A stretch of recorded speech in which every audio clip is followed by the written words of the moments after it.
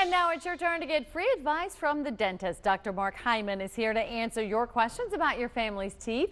He can also address any questions you may have about cosmetic dentistry too. The number to call, 1-800-807-8255. Good morning. Thanks so much for being with us. Good morning, Cindy. Good to see you. Nice to be back. Let's go to the phone lines first. We have Debbie on the line from Ossipee. Good morning, Debbie. Good morning, Cindy. Good morning, Dr. Hyman. Hi, Debbie.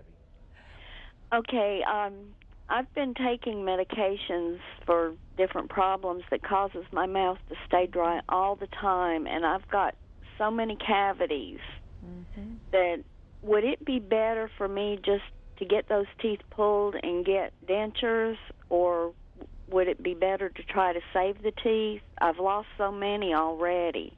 Right. Debbie, I'm so sorry that you're having that problem. That's an issue that we see as folks mature, and we see the quality and the quantity of your saliva decrease, and people tend to get root cavities. So for your dry mouth, there's products that you can take that will help increase your saliva. You can also use a fluoride rinse. There's prescription rinses that the dentist can give you and get over-the-counter rinses. The issue of pulling all your teeth out, I just hate when people do that because it's never the same. I don't know anybody that's thrilled with dentures, so my hope is that you could see your dentist and they could see what teeth are worth keeping, restore those teeth, and show you some different choices on keeping those teeth the rest of your life. I wish you the best. Let's get to Rod in Kernersville now. Good morning, Rod. Yes. My question is it necessary for an upper plate to cover 95% of the roof of the mouth? Can those things be made less invasive? Right. Rod, with a denture, the principle of how a denture holds on for an upper denture, it's like a suction cup. When you look at a lower denture, it's kind of like a horseshoe. And so when people want to try to have an upper prosthesis, an upper denture, if it doesn't cover the palate, you're not going to get the retention that you'd love to have. Interesting that you mentioned that. I brought a little prop here just to talk about what's possible historically in dentistry, and people would have dentures. You depended on the bone and the muscles and the lips to kind of hold them in. This is an opportunity for implant dentistry, which is basically like you growing a new tooth, growing a synthetic root. Traditionally, when people have bridge work, it's connected like this and fits over the teeth, and then it's hard to clean underneath. But what's really cool with modern dentistry, if you don't want your palate covered, that you could talk to your dentist and see, could a couple implants be placed? Then you wouldn't have to have your palate covered. You could have your upper denture kind of look like U-shaped, like a horseshoe. Then your tongue could touch your palate, your food would taste better, your speech would be more normal. So it's a great opportunity. All right, let's go to Rod in Kernersville, or is that just was Rod? We just had Rod. We just had Rod. Chris in Greensboro is next. Good morning, Chris. Hi, Chris. Hey, good morning. I had a question about maybe getting some cosmetic work done on my front teeth where I've got a little gap. Just trying to see what suggestions he had for that. Okay. Rod, when people have spaces in their teeth, some people like that look, other people find they pack food in there, and they wonder what's new in dentistry, what's possible. I would say to anybody, the very first thing to do is consider some form of braces to put the teeth in the right position long term.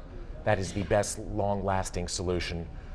Traditional braces, Invisalign, there's also a new technology with short-term adult orthodontics called 6-month smiles, that in a short amount of time you can put the teeth in the right position.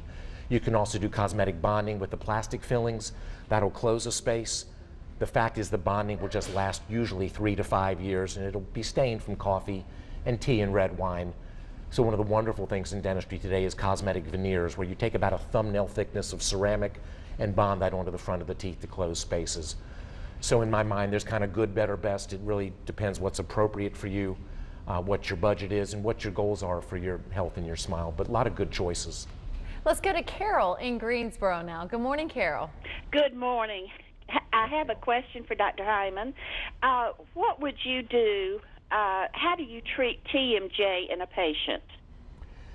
Carol, TMJ, if you said to me, Dr. Mark, what's the toughest thing you do? It's working with TMJ. Those initials stand for temporomandibular joints, where the temple bone, the upper part of your skull, matches the lower jaw, and it fits like a ball and socket. TMJ can be caused by just your normal genetics. It can be caused by trauma from a car accident, from stress, grinding, hard chewing, sports injuries, all sorts of different things. So the first thing we try to say is, why did you get injured, and how can we take the tension off of your body? So a mouth guard can be made, which can take the pressure off, We talk about people having a soft diet, not chewing gum, hot and cold, massaging the area. So I would say call your dentist and see what's appropriate to treat that. I'm sorry it's going on, and there's absolutely a way to solve it. All right. Thank you so much for being with us today. Nice to be back. We do appreciate it. Thanks.